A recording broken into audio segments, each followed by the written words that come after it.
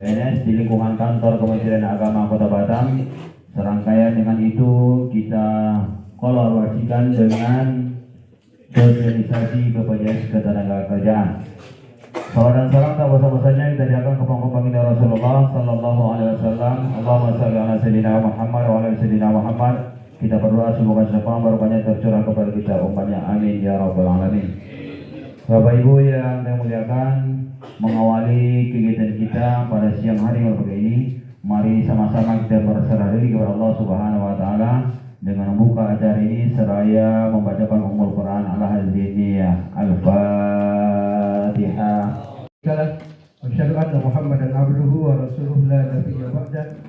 Allahumma shalli wa sallim wa barik ala sayyidina Muhammadin wa ala alihi wa sahbihi ajma'in, amma ba'du. Subhanaka la ilma lana illa ma 'allamtana innaka antal alimul hakim. Rabbi shrah li sadri wa yassir li amri wa hlul 'uqdatam min lisani yafqahu qawli.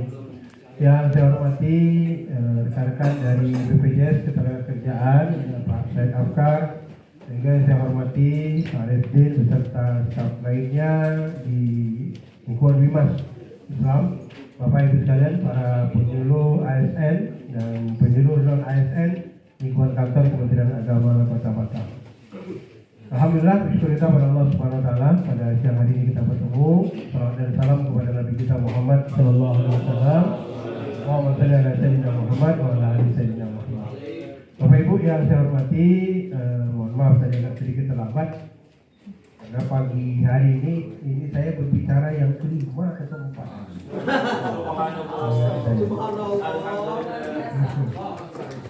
Ya, tadi di apa namanya di Batam Center di manasik haji.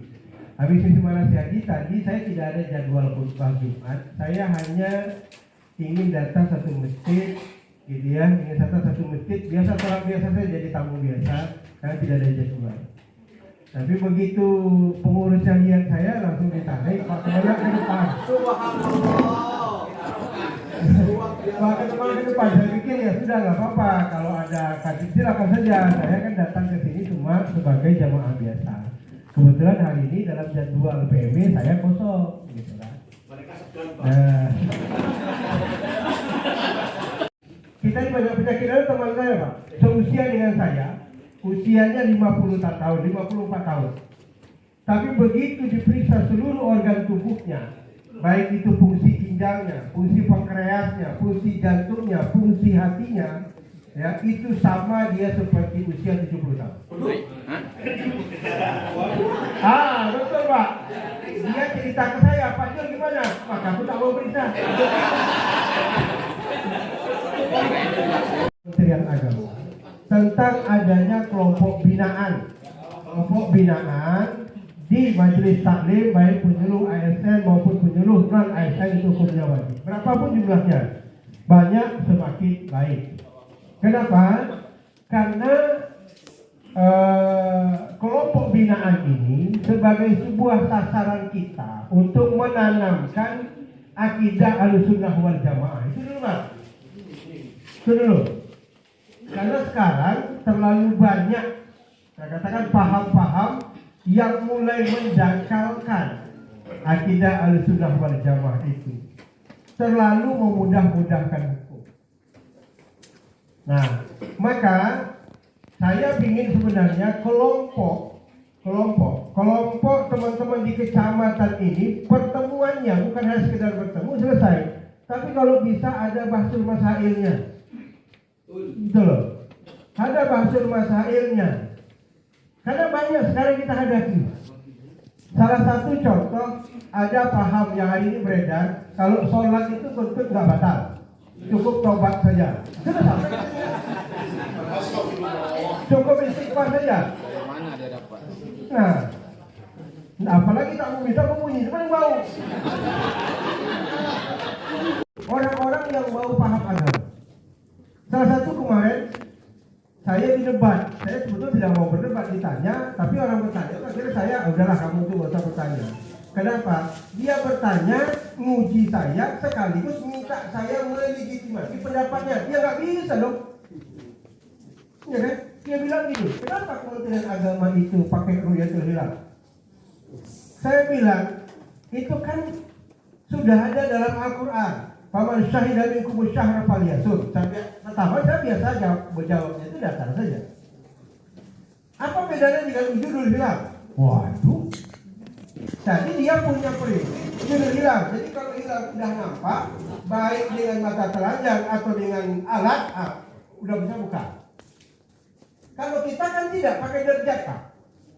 Keputusan Mabit itu 4 negara Indonesia, Singapura, Malaysia, Brunei itu 3 derajat, Pak. Tawaf dan sa'i boleh apa enggak? Sebutan itu udah ada kan? Tinggal berdiri aja, jalan aja. Tawaf sama sa'i. Bukan dia tak bisa jalan. Bukan dia uzur, kalau uzur itu tak perlu kita pertanyakan, Pak. Hanya uzur sa'i silakan. Ini sehat tinggal bukan. Tak mau capek aja. Biar enak. Next putar. Itu sekarang diangkat, boleh apa enggak itu loh. Kalau tak boleh, apa alasannya? Kalau boleh, apa alasannya? Itu harus jelas. Bapak nak bolak-balik buka Al-Quran, buka hadis dari ujung pangkal pojok dari belakang ke belakang, dari depan ke belakang tak ada betul, Pak. Boleh haji jalan pakai skuter.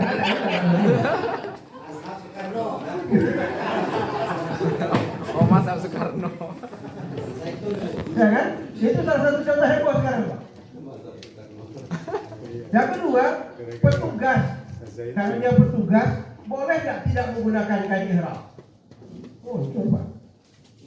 Karena dia ditugasi oleh pemerintah.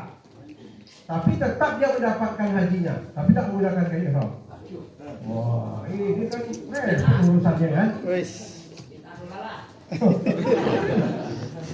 Benar. Nah, satu lagi kena. Jadi kalau 3 juta itu hitungan yang ada sekarang di Mina itu, satu orang cuma mendapatkan 0, sekian meter. Berarti kalau kita duduk gini aja, selonjor pun tak bisa.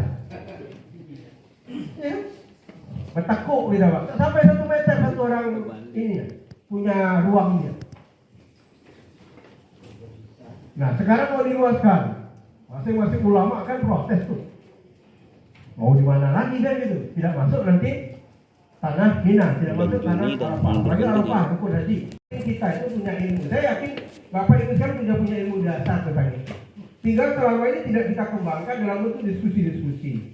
Ya, walaupun sebagian dari PMB di kecamatan-kecamatan sudah buat halakoh, ada diskusi-diskusi, silakan teruskan itu. Dan termasuk juga materi-materi binaan.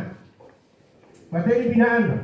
Kita tahu di tengah-tengah kesibukan kita semua dan kerja pokok kita itu dan ini, tapi sebagai tanggung jawab kita penyuluh wajib punya kelompok binaan dan itu terstruktur, terjadwal, laporkan.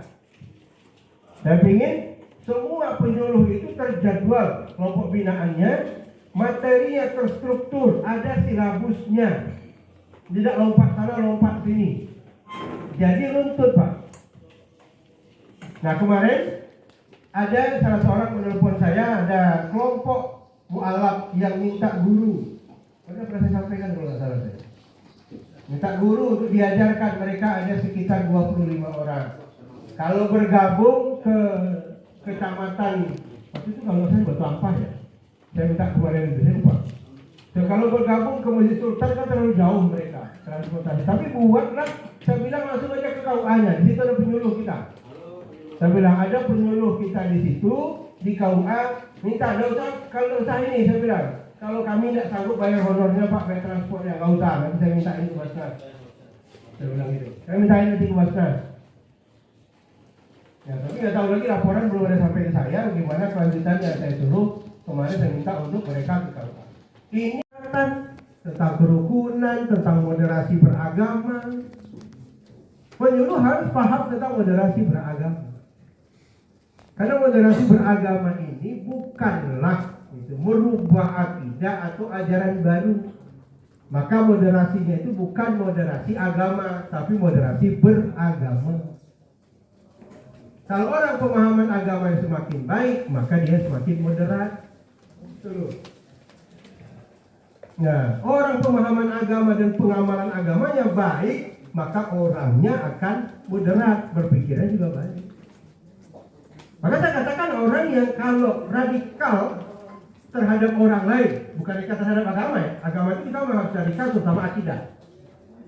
Itu harus pegang teguh. Tetapi dalam radikalnya kita terhadap iman dan keyakinan, maka muncullah nanti keluar dari perkataan, perbuatan kita adalah orang-orang yang moderat.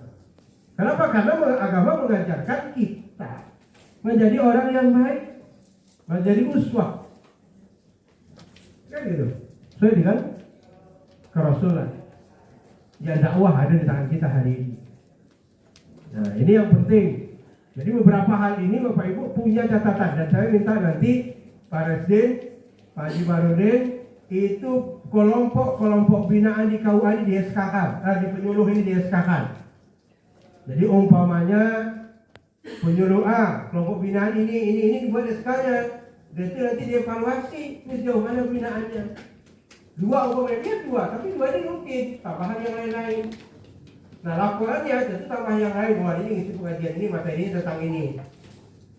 Kan gitu. Jadi mengisi di majelis taklim manapun nanti materinya jelas tentang apa gitu. Nah itu yang ini saya sampaikan kepada sekalian. Kemarin itu saya di grup Bimas Islam itu saya woro-woro ikut. Yuk ikut tes. Nah ada oh. Padahal itu untung Pak. Saya bilang terus terang. Itu ada satu orang penyuluh hari ini sudah tembus 450 sertifikat. Kalikan 1.150.000. Sekarang 64 juta di tangannya. Artinya Kementerian Agama begitu memerintahkan orang, begitu memerintahkan orang, itu sudah Bapak Ibu sudah disiapkan anggarannya. Ditarget satu orang 25 sertifikat halal per bulan. Per bulan itu dapat 25, itu udah 3.700.000 ya. Nah, bukannya susah. Dari termasuk salah satu yang besar itu adalah di BPJPH tentang sertifikat halal. Nah, bukan hanya Bapak Ibu sebagai pendamping, LPH juga begitu, MUI juga begitu. Kalau ada yang diragukan harus melalui Komisi Fatwa MUI, rekomendasi ke Fatwa MUI. Fatwa itu juga dikasih orangnya. Ada, anggaran itu sudah ada. Jadi enak sebenarnya Pak. Saya bilang, ya kalau mau main hari kesibukan itu aja kerja itu insya Allah. Nggak susah. Nggak susah. Ya, jadi saya ingatkan ini terutama yang sudah buat SK, yang punya SK, tolong digenjot lagi. Ya, tolong digenjot lagi. Tolong kalau ada masalah diskusikan. Kita di sini ada Satgas. Satgas itu kita. Nah, ada Ita, Bu Anissa itu Satgas halal kita di Batam. Kalau di provinsi ada Pak Abu Sofyan. Ya, Satgasnya. Jika kita diskusi aja mana yang mungkin ada masalah, kita diskusikan. Yang penting kerja kita baik. Ya, itu Bapak Ibu sekalian.